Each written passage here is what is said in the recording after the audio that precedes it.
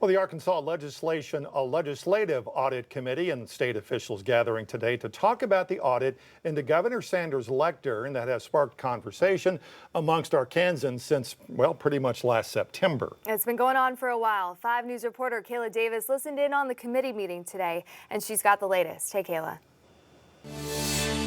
Hey, you guys, that's right. Today, that committee analyzed the nearly 70-page audit that was first released to the public on Monday, April 15th.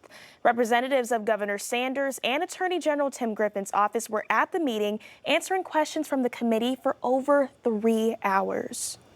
The report from the Arkansas Legislative Audit found 7 instances of potential noncompliance with state law on behalf of the governor's office, including shredding the document with details of the podium shipment and disposing the podium in case without official processing. The argument about noncompliance stems from a disagreement on which groups should be considered agencies and which groups should be considered constitutional offices. One Arkansas senator asked why there were no consistencies between the two. Deputy Attorney General Ryan Owsley spoke on behalf of AG Griffin's office, which released an opinion last week saying the governor's office is not considered an agency. Our position is that when the language is expressed that way and explicitly does not include offices, that the plain language of that is clear, and that's enough.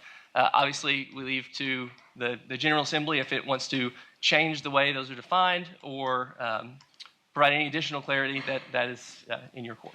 The committee's recommendation to the governor's office moving forward was to establish multiple protocols to avoid breaking code again, such as keeping all original documentation and following codes to purchase and dispose of all goods. When State Representative Loban Rundstrom asked the governor's office if this could all be chalked up as a mistake, we don't recognize this is not a mistake. Again, the podium was a legitimate purchase, one that the office had identified that we needed. The governor's office response to the question of if anybody had been fired or disciplined for altering government documents was, quote, no, and nor should there be. One state representative said, I think we can disagree. In the wake of the audit results going public, Governor Sanders posted a video featuring the lectern to her X page.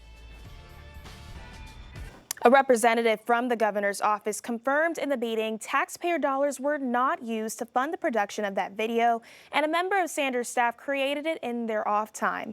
District 6 prosecuting attorney Will Jones has confirmed his office is reviewing the audit. He calls the prosecutors reviewing the audit, quote, standard operating procedure, and says it's no different than any other file reviewed sent to his office by an investigative authority. Kayla Davis, 5 News. All right, Kayla, thanks. You can follow any updates on the situation by streaming all our newscasts live using 5 Plus on your smart TV.